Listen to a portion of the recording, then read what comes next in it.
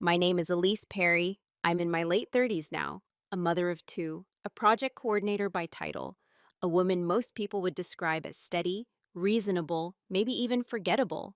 I live the kind of life that looks complete in photographs, clean edges, neutral colors, smiles that land where they're supposed to. If you met me once briefly, you might assume I'm someone who avoids conflict, someone who accepts things as they are, someone who doesn't push. And for a long time, that perception worked in my favor, just not in the way people think. This is not a story about rage. It's not a story about revenge. And it's definitely not a story about winning in a loud, cinematic way. It's a story about why I agreed to live in a marriage of appearances, so my children could have a complete family, and what that decision actually cost. I stayed for the photos, the routines, and the illusion of stability, sacrificing my own happiness so my children wouldn't grow up feeling broken. I told myself that love could be practical, that endurance was a virtue, that being chosen every day wasn't as important as being present every day. From the outside, it looked noble. From the inside, it felt controlled, quietly, slowly. People often mistake calm women for passive women. They confuse silence with acceptance. They assume that if you're not reacting, you're not noticing. And that assumption shaped the way everyone around me behaved, especially the person I built a life with. This story isn't about exposing him. I won't paint him as a villain or myself as a saint. Real life doesn't work that way. What I will do is tell you the truth, carefully, without embellishment. The kind of truth that doesn't shout, but lingers. You'll hear about small dismissals that never made it into arguments, about roles that form without being assigned, about how invisibility doesn't arrive all at once, it accumulates, and about the moment when silence stopped being something I endured and became something I used. If you're expecting a dramatic turning point where everything explodes, you won't find it here. What you'll find instead is something quieter, a shift so subtle that no one noticed it happening until it was far too late to undo. This is a long story, a patient one, and it moves the way real change often does, slowly, deliberately, without spectacle. I'm telling it because there are women listening who are still inside the version of life I once called good enough. Women who are holding a family together with their presence while slowly disappearing from themselves. Women who believe that as long as no one is yelling, no one is hurt. So before we go any further, let me ask you gently, honestly, have you ever stayed somewhere not because it was right for you, but because leaving felt like it would break everyone else? To them, I was dependable. That was the word people use most often, sometimes out loud, sometimes just in the way they leaned on me without asking. Dependable wife, dependable mother, dependable presence in a room that kept moving, whether I spoke or not. At family gatherings, I was the one refilling drinks before anyone noticed they were empty. I remembered birthdays without reminders. I smoothed over tension with timing, not words. If something needed to be handled quietly, efficiently, without fuss, it somehow found its way to me. No one ever said, Elise, we don't see you. They didn't have to. Their behavior did that work for them. My husband described me as low maintenance. Friends called me easygoing. Teachers said I was involved, but never overbearing. These were meant as compliments. I accepted them like receipts, proof that I was doing something right. Inside the marriage, my role was clear long before anyone articulated it. I was the stabilizer, the one who absorbed the disruptions so the structure stayed upright. If he was tired, I adjusted. If he was distant, I filled the silence. If he forgot, I remembered. It wasn't cruelty, that's important to say. It was an expectation. Expectation grows best in quiet environments. I became the woman who didn't need much because I rarely asked for anything. Not because I had nothing to ask for, but because asking changed the temperature of the room. And I was very good at keeping rooms comfortable. When decisions were made, they weren't made against me. They were made around me. Plans formed in conversations I overheard rather than joined. Priorities shifted with the assumption that I would adapt, and I always did. Adaptation became my second language. What people didn't see was how much attention it takes to be invisible without disappearing entirely. To stay present, productive, pleasant, while editing yourself in real time, choosing which thoughts were worth sharing, which emotions could exist safely, which needs could be postponed indefinitely. I wasn't unhappy in a dramatic way. There were no slammed doors, no raised voices, no moments that screamed, "This is wrong." There was just a slow erosion of relevance. In photos, I was always centered, Arm around a child, smile steady. In conversations, I drifted to the margins. The listener, the confirmer, the one who nodded so others could continue. And because I didn't protest, no one questioned it. My children saw me as the constant, the one who was always there in the morning and still there at night, the one who made holidays feel predictable in a good way. To them, I was safety, and that mattered more to me than being seen. So when people talk about invisibility, they imagine neglect, loneliness, being left out. What they don't talk about is being relied on so completely that no one thinks to look at you anymore. That was who I was to them: useful, calm, stable, and quietly interchangeable with the role itself. I told myself that this was adulthood, that intensity was for younger women, that passion settled into responsibility, that love matured into function. And maybe that's true, to a point. But what no one tells you is that when you become the structure, people stop asking how much weight you can actually carry. They just keep adding more. The first time it happened, I didn't name it. That's how small it was, almost polite. We were in the kitchen, late afternoon light slanting through the window, the kids doing homework at the table. He was talking about work, about a meeting that ran long, about how exhausting it was to be the one everyone depended on. I remember nodding, slicing apples, listening the way I always did. At some point, I offered a suggestion. Nothing dramatic, just a quiet thought about a scheduling conflict the following week. I said it gently, the way you do when you don't want to interrupt the flow of someone else's importance. He didn't respond, not in a hostile way, not even dismissively. He simply continued talking, as if the sound had come from the room rather than from me. A few seconds passed. Then he repeated, almost word for word, the same idea I had just offered, framed it as his own realization. He smiled, pleased with himself, and kept going. No one noticed, not the kids, not him, and for a moment, not even me. I felt something register. Light, sharp, gone before I could catch it, like brushing against a thorn without bleeding. I told myself it was nothing, that he hadn't heard me, that timing mattered, that I should speak up next time if it mattered that much. So I kept cutting apples. That was the first small cut. What makes moments like that dangerous isn't the act itself, it's the way everyone else behaves afterward. The normalcy that follows. Dinner got made, homework got checked, bedtime routines unfolded on schedule.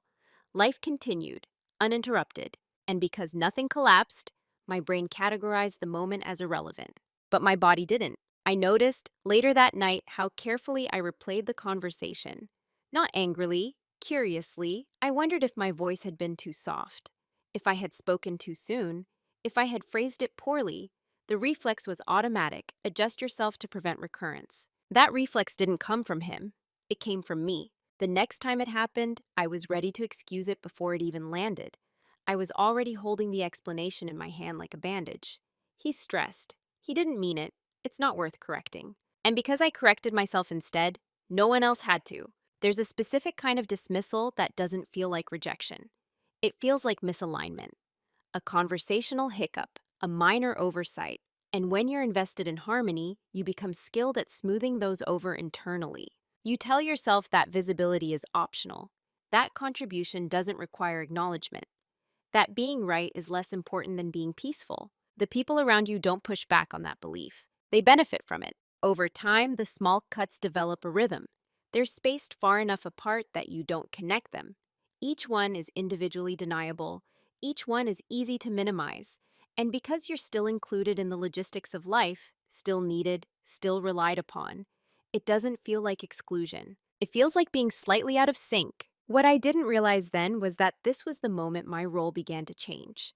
Not outwardly, internally.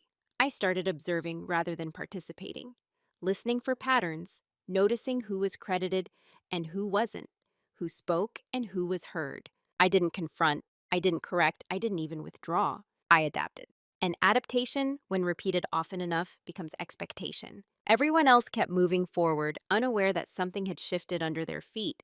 I was still there, still present, still dependable. But somewhere between the apples and the silence, a quiet awareness took root. I was being edited out in real time, and no one thought that was strange. Disrespect rarely announces itself. It doesn't arrive as an insult or a raised voice. It arrives as repetition, as patterns that feel too minor to challenge and too frequent to ignore, if you're paying attention. At first, I still noticed every instance. The way my comments were skipped over in conversations until someone else restated them. The way decisions were shared with me was after they were already made. The way my agreement was assumed rather than requested. Each time I felt a brief flicker of awareness, and each time I smothered it with logic. This isn't personal. He's busy. This is just how marriages evolve. I told myself that keeping score was immature, that mature love didn't require constant validation, that what mattered was the outcome, not recognition. And in a way, I believe that. I believe that being emotionally low friction was a strength, that if I didn't make things harder, things would stay stable. So I adjusted again. I stopped offering suggestions unless directly asked. I phrased opinions as questions. I let conversations move past me without trying to redirect them. I made myself easier to overlook. Efficient, agreeable, smooth, and everyone noticed how easy I'd become. They praised it. Friends commented on how calm I was. Family members joked about how nothing ever rattled me. My husband described me as uncomplicated, said it like it was a gift he'd been given rather than a skill I'd developed. What none of them saw was the calculation underneath. I was learning when to speak and when not to. Which topics invited engagement and which triggered dismissal. Which emotional tones were welcomed and which were quietly shut down. Over time, I built an internal map of what was allowed, and I stayed within it. The danger of that kind of adaptation is that it teaches people how little effort they need to make with you. They stop checking in, stop clarifying, stop wondering how you feel, because you've trained them not to worry. The moments stacked up, not dramatically, casually. Like background noise, you only notice when the room goes silent. There were times he would make plans that affected all of us without looping me in. Times he would speak on my behalf, confidently, incorrectly, without pausing to confirm. Times my emotional reactions were met with confusion, as if I'd broken an unspoken agreement by having them at all. And every time, I smoothed it over. I told myself I was choosing peace, but peace, I was learning, can be a one-sided arrangement. At some point, I stopped expecting to be consulted. I began preparing to adapt instead. I preemptively rearranged schedules, adjusted expectations, softened my own reactions before anyone else had to. This wasn't a resignation. It felt more like efficiency. If you handle something before it becomes a problem, it never becomes a problem. And if you never become a problem, people grow very comfortable around you. What I didn't realize was that comfort can harden into entitlement. Quietly, without malice. The disrespect became normalized not because anyone decided it should be, but because I taught everyone how to treat me by what I tolerated without comment. And still, I didn't see myself as a victim. I saw myself as the adult in the room, the responsible one, the one who understood the context, who didn't need things spelled out, who could absorb a little discomfort for the greater good, especially for the kids. That was always the anchor, the justification that ended every internal debate. As long as the household stayed calm, as long as the routines held, as long as the children felt secure, my internal shrinking felt acceptable, temporary, manageable, but something subtle was happening underneath that logic. The more I normalized being overlooked, the more invisible I became. Not just to others, but to myself. I stopped asking what I wanted because I already knew the answer wouldn't fit the structure I was protecting. So I edited that out too. And the strangest part? No one asked me to. Roles don't always come with a conversation. Sometimes they form the way sediment does, layer by layer, unnoticed, until the shape is set and difficult to disturb.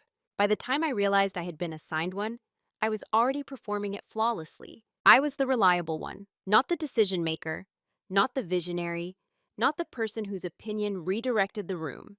I was the one who made sure the plan worked once it existed, the one who absorbed the inconvenience so others could move freely, the one who didn't need follow-up.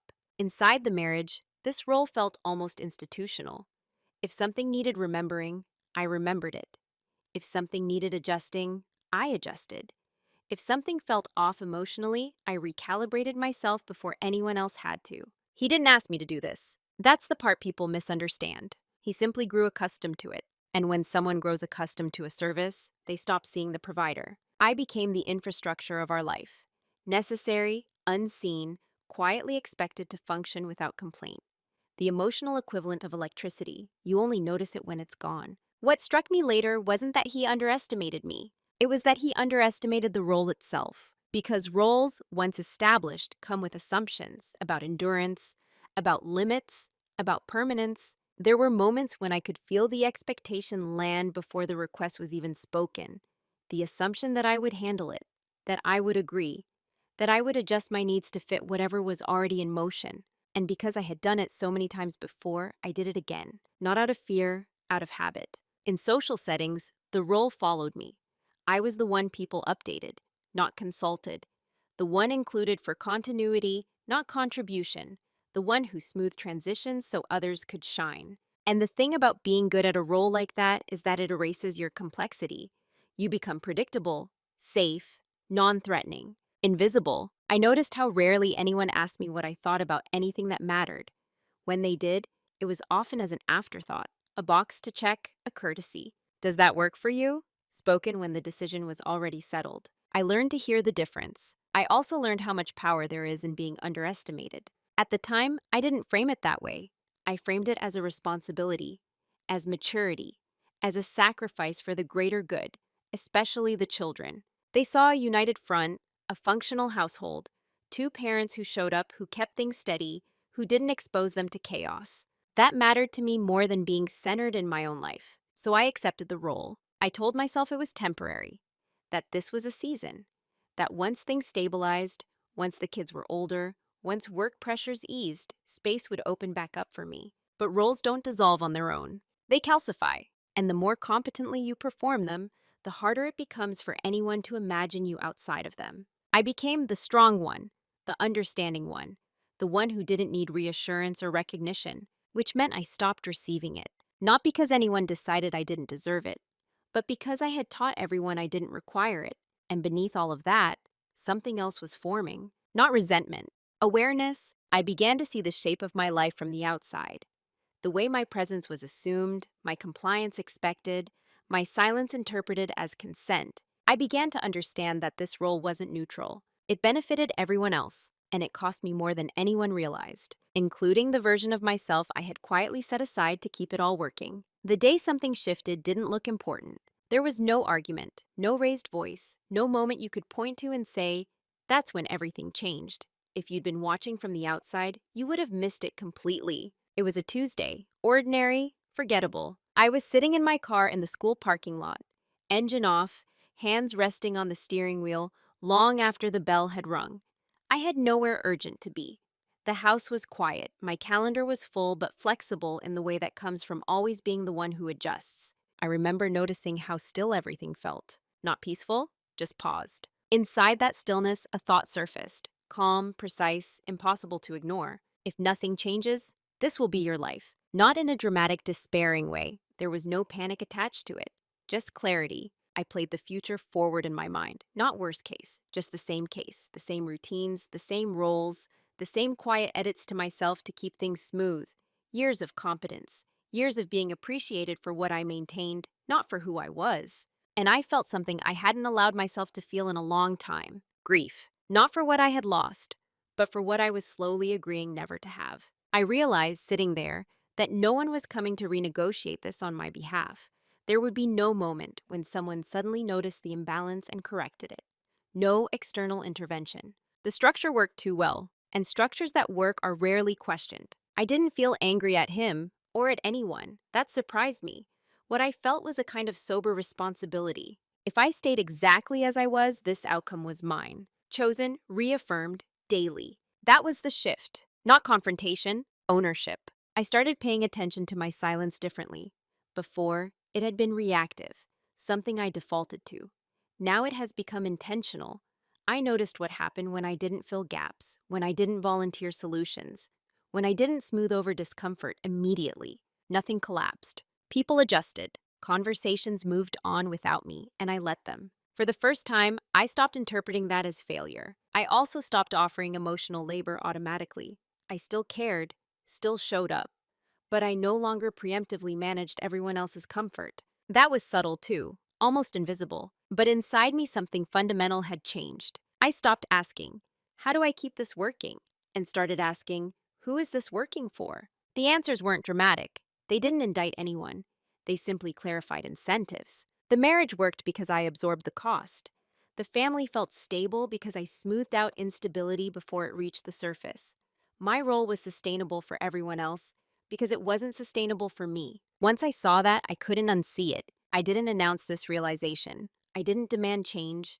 I didn't even articulate it fully to myself yet. I just stopped lying internally. I admitted that I was lonely inside the structure I had helped build, that I missed being engaged, challenged, and chosen, that I had been shrinking to preserve an image of completeness. And that image, however comforting it looked from the outside, was not neutral. It was shaping my children's understanding of partnership, of presence, of what it meant to be a woman inside a family. That thought landed heavily, because staying wasn't just about endurance anymore. It was about modeling. And in that parking lot, with the engine off and the day waiting to resume, I made a quiet promise. I would no longer sacrifice my entire inner life to maintain the appearance of stability. What that meant, I didn't know yet, but I knew this. From that moment on, my silence would no longer be automatic. It would be chosen. Once silence becomes a choice, it changes texture. Before, my quiet had been porous, absorbing, reactive, a way of keeping the environment calm by managing myself. Now, it has become deliberate, contained, observant. I didn't announce this shift. I didn't need to. Silence doesn't require explanation when people are already used to it from you. What changed was why I was quiet. I stopped filling conversational gaps. If a decision was being discussed without my input, I didn't step in to redirect it. I listened. I watched who spoke, who deferred, and who assumed agreement without confirmation. And people interpreted this exactly the way you'd expect. They mistook it for compliance. He mistook it for comfort. The household continued running smoothly at first. Routines held, schedules were kept. From the outside, nothing appeared different. That was the advantage of having already been invisible. My internal withdrawal didn't register as an absence. But internally, I was no longer cushioning outcomes. When plans were made that conflicted with mine, I didn't rearrange automatically. I waited to see if anyone noticed. Sometimes they did, often they didn't. I didn't correct misunderstandings immediately. I let them sit long enough to reveal who felt responsible for clarity and who assumed I would eventually step in. I wasn't punishing anyone. I was gathering information. Silence, when intentional, has a way of making patterns louder. I noticed how quickly my emotional availability had been taken for granted, how often my agreement was assumed rather than earned, how rarely my absence from a conversation triggered concern, and instead of rushing to repair that, I let it be visible. Not dramatic, just factual. There were moments when discomfort surfaced, awkward pauses, missed cues, small frictions that I would have smoothed over instinctively before. Now, I allow them to exist. No one accused me of anything. That's the part that surprised me most. When you stop over-functioning, people don't always protest. They often just recalibrate, quietly increasing pressure in other areas, expecting you to resume your role eventually. I could feel that expectation settling in, and I didn't meet it. Not by refusing, not by arguing, by not responding in the old way. Silence became a mirror. It reflected back what others had come to expect from me. And in that reflection, I began to understand the leverage I had without ever raising my voice. Because the truth was, I had been holding this structure together. And now I was simply holding myself still. I also started paying attention to logistics, finances, schedules, dependencies, not out of suspicion, but out of clarity. If I were going to stop absorbing impact, I needed to know where impact would land. I took notes, not in a dramatic, secretive way, in the same planner I'd always kept. But now I documented patterns rather than tasks: who initiated, who followed through, who benefited. I noticed how often my labor filled gaps no one else even acknowledged. And I noticed something else too. The more I said less, the more people revealed themselves. Conversations shifted when I didn't anchor them. Decisions drifted when I didn't stabilize them. And slowly, very slowly, the environment began to feel different. Not broken, exposed. Silence, it turns out, is only interpreted as weakness by people who rely on your noise to stay comfortable. For me, it became a form of containment, a way of conserving energy, of observing without being pulled back into automatic response. And in that contained space, something else began to grow. Not anger, resolve. I wasn't planning anything yet. I wasn't strategizing an exit or rehearsing a confrontation. I was simply no longer willing to spend my entire emotional budget maintaining an illusion that required my constant erasure. And that alone changed everything, even if no one else noticed yet. What they never noticed was how much attention I was paying. Because attention, when quiet, looks like absence. It looks like disengagement. It looks like someone who has nothing to add. In reality, it was the most present I had been in years. I began to see the system of our life clearly, not emotionally, but structurally. Who depended on whom, where assumptions replaced agreements, which pieces functioned only because I compensated for their weakness. I stopped telling myself stories about intention. I focused on outcomes. I noticed how often I was the default backup. If something fell through, I handled it. If someone forgot, I remembered. If timing conflicted, I adjusted. Not because anyone demanded it, but because everyone relied on it. So I stopped being the safety net. Not dramatically. I didn't let anything fail that would harm the children. That line was firm. But outside of that, I allowed small inconveniences to remain unsmoothed. A missed detail here, a delayed response there, enough to reveal who noticed and who didn't. What emerged was a pattern of dependency that had never been articulated. A quiet belief that I would always be available, always adaptable, always willing to absorb discomfort to keep things moving. They didn't see that belief as entitlement. They saw it as normal. I also started paying attention to money, not because there was abuse or secrecy, but because financial clarity is a form of self-respect. I reviewed statements, understood long-term projections, noted where my labor had been supporting choices I didn't actively agree with. This wasn't preparation for conflict. It was preparation for autonomy. I began learning things I had previously outsourced, not because I couldn't handle them, but because it had been easier to let someone else. Legal terminology, account structures, the mechanics of decisions that affected me but were framed as handled. Handled by whom exactly? The more I understood, the less mysterious everything became. And mystery, I realized, had been one of the ways my role stayed fixed. When you don't fully understand the system you're part of, you adapt to it rather than shaping it. That changed. I also documented emotional patterns, not to build a case, but to check my own perception. I wrote down conversations, not word for word, but essence. Who initiated the connection? Who withdrew? Who assumed repair would come from me? Over time, the notes told a consistent story, not of malice, of neglect. And neglect, when normalized, becomes invisible. What they never noticed was that I was no longer internalizing that neglect as a personal failure. I wasn't asking what I'd done wrong or how I could fix it. I was asking whether it was acceptable and for whom. That question sharpened everything. I also noticed how differently people behaved when they believed nothing was at stake, when they assumed my presence was permanent, when they spoke freely, made plans casually, and expressed preferences without considering the impact. There's an honesty that surfaces when people feel secure in your availability, and that honesty is instructive. I didn't confront any of it. I didn't challenge assumptions out loud. I didn't correct narratives in real time. I let them stand. Because I was learning something far more valuable than leverage. I was learning the truth. The truth about how little effort it takes for someone to drift when you've been anchoring them. Truth about how easily care becomes background noise when it's constant. Truth about how roles persist not because they're fair, but because they're functional. And I was learning about myself too. About how capable I was of holding complexity without collapsing into reaction. About how much strength there is in restraint. About how silence, when chosen, creates space for clarity rather than confusion. This phase wasn't satisfying in a conventional sense. There was no vindication, no moment of feeling ahead. There was just a growing steadiness, a sense that I was finally standing on my own ground, even if no one else could see it yet. And that steadiness mattered, because what always comes next when you stop being invisible, requires precision and patience. The reveal wasn't dramatic. There was no gasp, no rush of adrenaline, no moment where I sat back and thought, now I have you. That's not how clarity arrives. It arrived quietly, like a file finally snapping into focus after being slightly misaligned for years. I was sitting at the dining table late one evening, the house already asleep. My planner was open, not to a list, but to a pattern.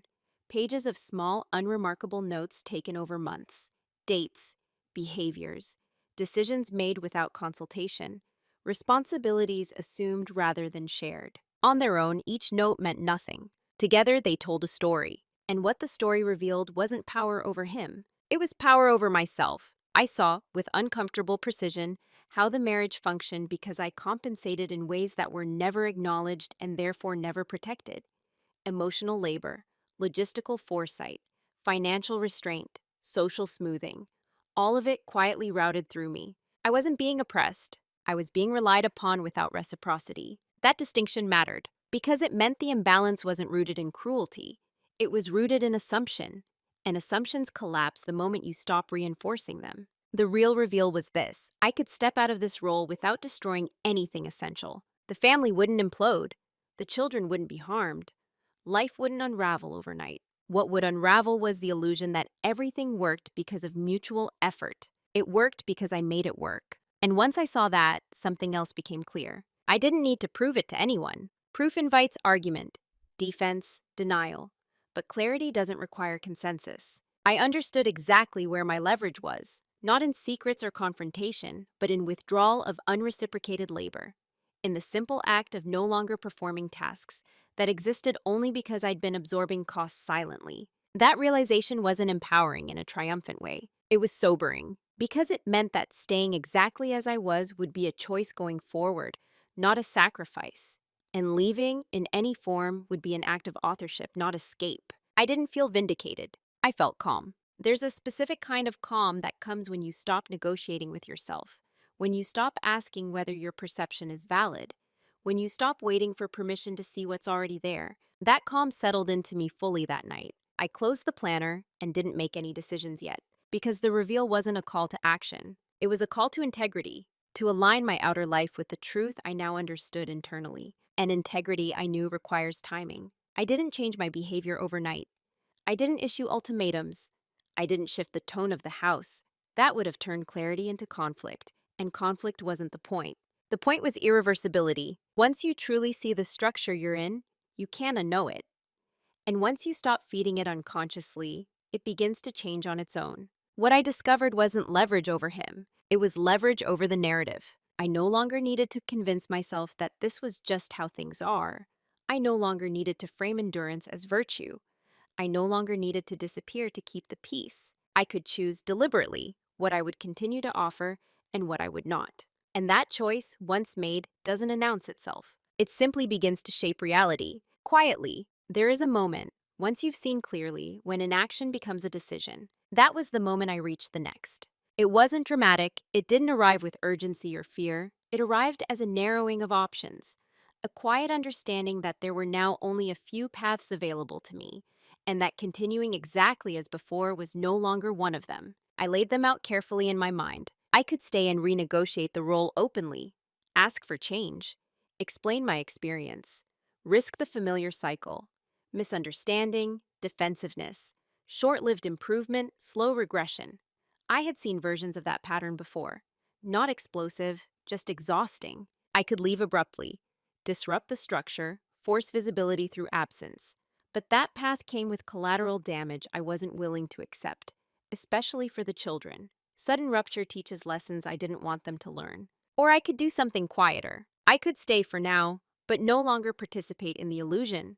No longer prop up a version of marriage that existed only because I erased myself inside it. This third option didn't require confrontation. It required commitment. Commitment to truth over harmony, to self-respect over role compliance, to patience over immediacy. I understood something essential in that moment.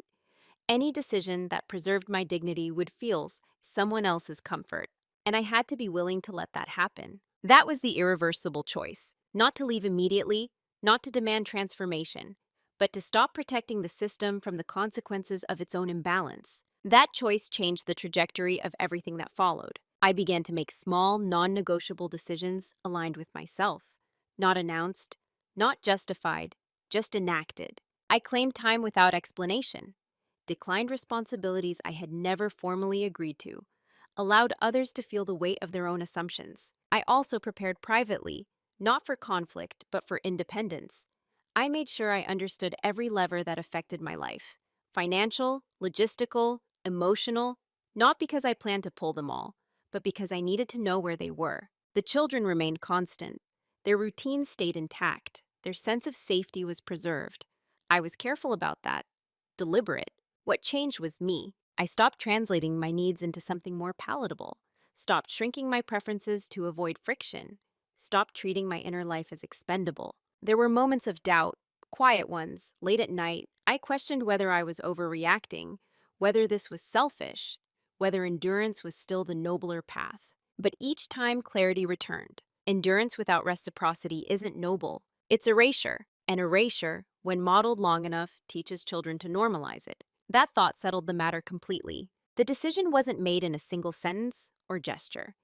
It was made in a sequence of aligned actions that slowly, inevitably altered the balance of the house. No announcements, no threats, just a shift in gravity. Once that shift begins, there is no going back to the old configuration, even if everyone pretends nothing has changed, because something has, and it's already moving. When people imagine decisive moments, they picture motion, action, declarations, visible change. What they don't picture is how much real movement happens quietly, out of view, without friction, without spectacle. That was this phase. From the outside, I was still there, still participating, still calm. The routines continued, the family photos would have looked exactly the same. If anyone had been watching closely, they might have noticed I spoke a little less, stepped in a little later, deferred a little differently. But no one was watching that closely. Silence gave me cover. I organized my life the way I'd organized everything else. With care, not in secretive ways, in deliberate ones. I separated what was shared from what was mine.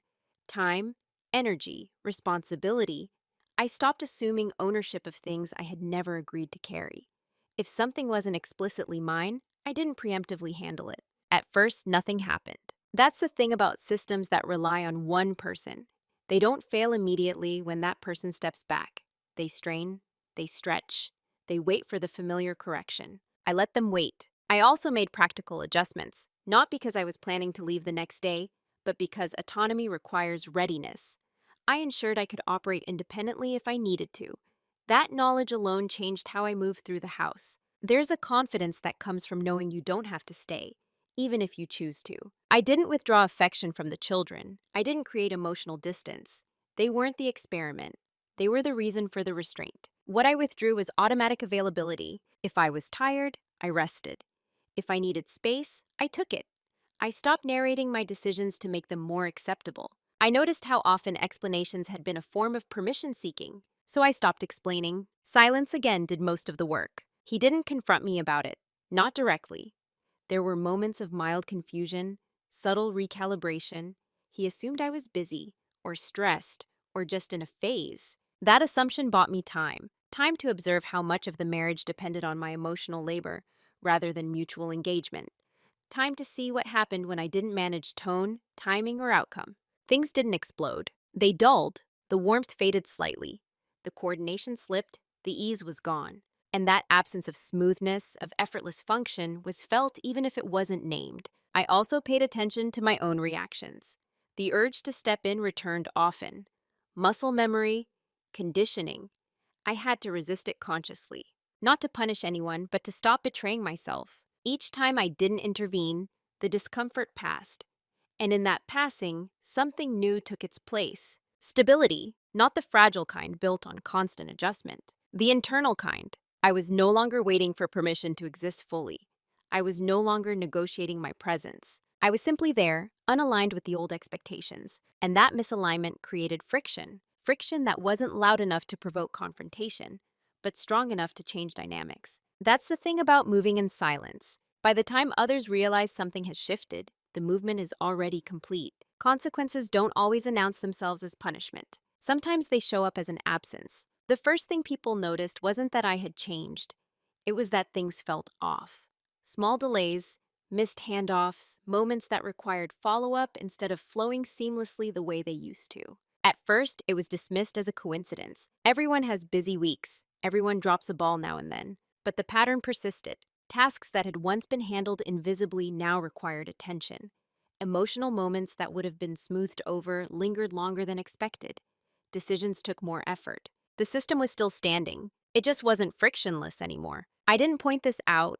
I didn't highlight the contrast. I let people experience it directly. That's the thing about withdrawing unreciprocated labor. You don't need to explain its value. Its absence does that for you. I noticed subtle shifts in behavior. He became slightly more attentive, not in a romantic way, but in a logistical one. Asked questions he hadn't asked before. Checked details he used to assume were handled. There was confusion underneath it. Not anger, not panic, disorientation. The role I had played had been so consistent that its absence felt like a glitch rather than a choice. He didn't yet register it as intentional, And because I didn't frame it as intentional, there was nothing to confront. I remained calm, steady, present, just no longer compensating. That's when the emotional consequences began to surface. Conversations lost their ease, pauses stretched, moments that once felt supported now felt unfinished. He began to notice the quiet, not as serenity, but as distance. Still, nothing was said. When systems start to strain, people often try to restore them to their previous state. They search for familiar levers, old habits, the assumption that the person who used to fix things will resume. I didn't. And the longer I didn't, the more the strain became undeniable. There was a subtle shift in how I was treated. Less casual assumption, more checking. Not respect exactly, but awareness. Awareness is the first consequence of the end of invisibility. I also felt consequences internally. Moments of guilt surfaced. Old conditioning flared. You're being difficult. This is unnecessary. Just fix it. I had to sit with that discomfort rather than erase it. That was harder than any external reaction because it meant letting go of the identity that came from being needed. But I reminded myself being needed is not the same as being valued. As the days passed, the household adjusted unevenly. Some things fell into place, others didn't. The ease I had provided couldn't be replicated quickly because it had never been consciously acknowledged. You can't recreate what you never realized was there. That realization created tension, not explosive, but persistent. A low-level awareness that something fundamental had changed, and still no one named it. That's the nature of consequences that arrive quietly. They don't accuse, they reveal. By the time he realized something was wrong, he couldn't remember when it had gone wrong. That's what made it impossible to fix. There was no single argument to revisit, no sharp moment he could apologize for, no sentence he could take back and repair. The imbalance hadn't come from a mistake, it had come from momentum. And momentum, once interrupted, doesn't restart on command. He began trying quietly at first, small gestures, questions that arrived a beat too late, invitations to participate in conversations that had already moved past the point of repair. Are you okay? Did I miss something? You seem different. They weren't bad questions. They were just insufficient. Because what had shifted in me wasn't mood, it was orientation. I was no longer facing inward toward the marriage, adjusting myself to fit its needs. I was facing forward, toward my own coherence. And once that happens, you can't simply turn back without fracturing something essential. I watched him try to reinsert warmth where structure had eroded, to restore ease without addressing its source, to bring back the version of me who smoothed edges before they were felt. But that version of me no longer existed, not because I destroyed her, because I outgrew her. There were moments when I could see the confusion register in his face, not fear, bewilderment. He had believed the marriage was stable because it had always been functional.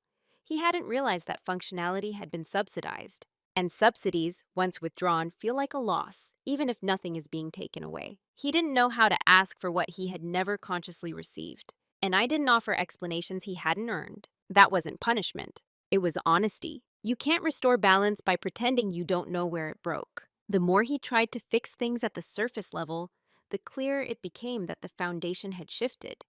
His efforts circled the problem without touching it. Compliments arrived without curiosity.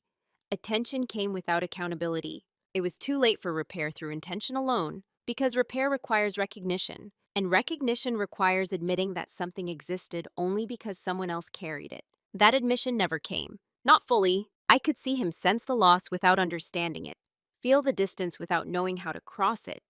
He was used to me being there, not with myself, and that difference mattered. For the first time, I didn't rush to bridge the gap. I let him feel it, not out of cruelty, but because this was the natural consequence of years of assumption, of a system that functioned by consuming one person's presence without acknowledging it. You can't rewind that kind of realization. Once you stop offering your inner life as a stabilizing force, people have to learn how to stand without leaning on it. Some do, some don't, and some only realize they were leaning when the ground feels unfamiliar beneath them. By then, the version of the relationship they're trying to recover no longer exists. Not because it was taken, because it was revealed. When the conversation finally happened, it didn't feel like a confrontation. There was no raised voice, no list of grievances, no emotional crescendo. By the time words were exchanged, most of the work had already been done. In silence, we were sitting at the table after dinner. The house was quiet. The children were asleep. There was no urgency in the room, which might have made it easier or harder. He spoke first. I feel like you've been pulling away. It wasn't an accusation, it was an observation. I nodded. Yes, I said, and stopped there. The pause unsettled him more than any defense would have. He waited for me to explain, to reassure, to contextualize it in a way that made it manageable. I didn't. Instead, I said something simpler. I stopped compensating. That was it. He didn't understand at first. I could see it in his expression. So I clarified, slowly, without heat. I used to absorb things so they wouldn't be felt. I don't do that anymore. He tried to respond, to reframe it as miscommunication or stress, to suggest solutions that restored the surface without addressing the structure. I let him finish. Then I said, I'm not angry, but I'm not willing to disappear to keep things comfortable. The words landed quietly. There was no argument to win, no denial to overcome, just a truth that didn't invite debate. He asked what I wanted. That question came too late. I want to be fully present in my own life, I said, and I already am. He asked if I was leaving. I said, I'm not performing anymore. That answer scared him more than a yes or no would have, because it meant the old assurances were gone. I didn't threaten, I didn't demand, I didn't negotiate. I stated boundaries that had already been enacted. He tried to reach back toward the version of me he recognized, to restore the rhythm we had shared, to promise change without fully understanding what had changed. I didn't reject him. I also didn't step forward. I stayed where I was, grounded. The conversation ended without resolution. And that too was intentional. Some truths don't need to be resolved. They need to be integrated. What mattered wasn't what he said next. It was what I no longer needed him to say. Who I am now is not the opposite of who I was. That's the mistake people often make when they hear stories like this. They imagine transformation as rebellion, as reinvention, as a woman burning down her old life and emerging louder, sharper, harder. That isn't what happened. I am still calm, still measured, still attentive. I still care deeply about my children, about stability, about creating a home that feels grounded rather than volatile. What changed is where I stand inside myself. I no longer confuse endurance with virtue. I no longer mistake being needed for being known. I no longer equate silence with peace. Peace, I've learned, is not the absence of conflict. It's the absence of self-betrayal. I don't overfunction anymore. Not emotionally, not logistically, not relationally. If something matters, I say so, clearly, without apology. If something doesn't align, I don't twist myself to make it fit. And if that creates discomfort, I let it exist. I've stopped managing other people's perceptions of me. I don't rush to be understood. I don't soften truths to make them easier to digest. I don't preemptively take responsibility for outcomes I didn't create. That doesn't make me cold. It makes me honest. My children see a different version of me now. Not a dramatic one, but a fuller one. A mother who is present without being depleted, who listens without disappearing, who models boundaries without cruelty. They see that love does not require erasure, and that may be the most important thing I give them. As for the marriage, it exists in a different form now, stripped of illusion, without the silent scaffolding I once provided. Whether it evolves further or ends eventually is less important than this truth. I am no longer inside it at my own expense. There is no bitterness in that statement, just clarity. I don't speak badly about him. I don't replay the past looking for villains. I understand how these dynamics form, how slowly, how quietly, how easily they become normalized when one person is willing to absorb more than their share. I was that person, until I wasn't. And I don't regret the years I stayed. I know why I did it. I know what I protected. I know what it costs. Regret implies a lack of understanding, and I have none. What I have now is authorship. I move through my days with a steadiness that doesn't depend on approval. I make choices that align with my values even when they complicate other people's expectations. I no longer disappear to keep the structure intact, because structures that require your disappearance are not neutral. They are teaching something. And now finally, I get to decide what I teach by how I live, not loudly, not aggressively, just fully. There's a version of this story that would end with a clear victory, a declaration, a departure, a neat resolution that tells you exactly what to do if you ever find yourself where I was. But real life rarely offers that kind of ending. What it offers instead is responsibility. Responsibility for what we tolerate. Responsibility for what we normalize. Responsibility for what we quietly teach the people watching us most closely. I didn't stay in a marriage of appearances because I was weak. I stayed because I believed stability mattered more than self-expression. Because I thought endurance was love. because I didn't want my children to grow up feeling like something essential had broken. And for a long time, that choice made sense. But here's the truth that took me years to understand.